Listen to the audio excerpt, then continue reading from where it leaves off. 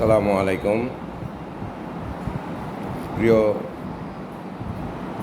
সুধী, আজকের এই অনুষ্ঠান যারা দেখছেন বা যারা শুনছেন, যারা এই বিষয়ে অবগত হচ্ছেন, তাদেরকে সকলকে আমি আমার পক্ষ থেকে ব্যক্তিগতভাবে সালাম অভিনন্দন জানাচ্ছি।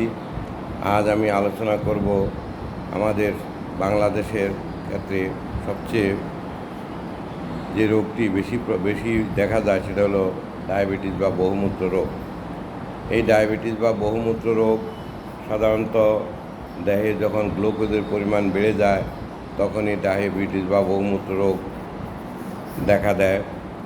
এবং ডায়াবেটিস বা বহুমূত্র রোগ কার কার হতে পারে, সেক্ষেত্রে আমরা এটাকে একটা বংশক্রমিক রোগ।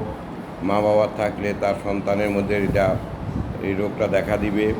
যাদের শরীরে ওজন বেশি, মেদবহুল, তাদের এই রোগটা হবে।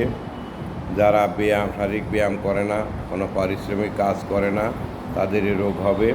দীর্ঘদিন স্টেরয়েড বা জাতীয় ওষুধ ব্যবহার করলে এ রোগ হতে পারে। এখন আমরা ডায়াবেটিস রোগের লক্ষণগুলি আলোচনা করব। প্রথম হলো ঘন ঘন প্রস্রাব হওয়া, তারপর ঘন ঘন প্রস্রাব হওয়া, খুব বেশি পিপাসা লাগা, বেশি ক্ষুধা লাগা, শারীরিক দুর্বলতা অনুভব করা, যথেষ্ট খাওয়া সত্ত্বেও ওজন কমে যাওয়া, সামান্য পরিশ্রমে অধিক ক্লান্তি বোধ করা, চামড়া শুকিয়ে যাওয়া, চোখ ঝাপসা হয়ে আসা এবং শরীরের কোনো অংশে যদি ক্ষত সৃষ্টি হয় সে ক্ষত সহজে পুষবারও না শুকান। এখন আমরা এই জাতীয় রোগীর জন্য কী চিকিৎসা দিতে পারি।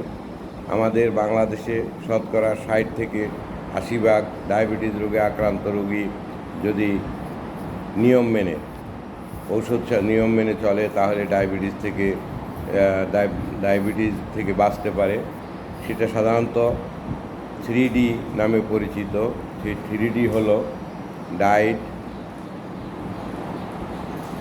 তারপরে হলো ড্রাগ এবং ডিসিপ্লিন। অর্থাৎ প্রথম হলো ডায়েট, পরিমিত খেতে হবে। যে পরিমাণ প্রতিদিন একবেলা ভাত বা একটা মাছের এক টুকরো, 200 গ্রামের এক টুকরো মাংস, অর্থাৎ খাওয়া এমন সীমিত পরিমাণ খেতে হবে। 1 কাপ পরিমাণ ভাত এবং রাত্রে রুটি।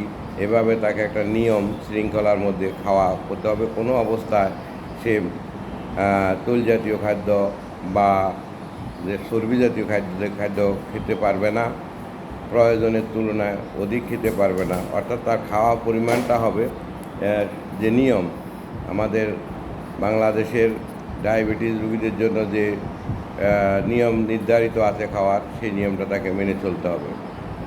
2 নম্বর হলো নিয়মিত ওষুধ সেবন করতে হবে। ওষুধ সেবনে যেন কোনো রকম বিঘ্ন না ঘটে।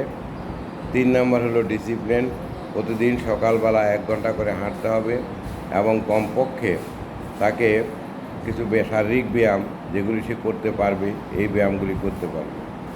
এই 3টি কাজ যদি সঠিকভাবে করা যায় তাহলে একজন মানুষ ডায়াবেটিসে আক্রান্ত হয়েও সে সুন্দরভাবে জীবনযাপন করতে পারবে এবং তার জীবন পরিচালনায় কোথাও কোনো সমস্যা হবে না।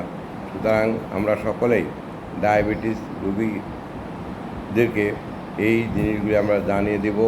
এই নিয়মগুলি জানিয়ে দিলে তারা নিজেও এই নিয়মগুলি পালন করে নিজেকে সুস্থ রাখতে পারবে এবং নিজের জীবন চালিয়ে যেতে পারবে। ধন্যবাদ সকলকে।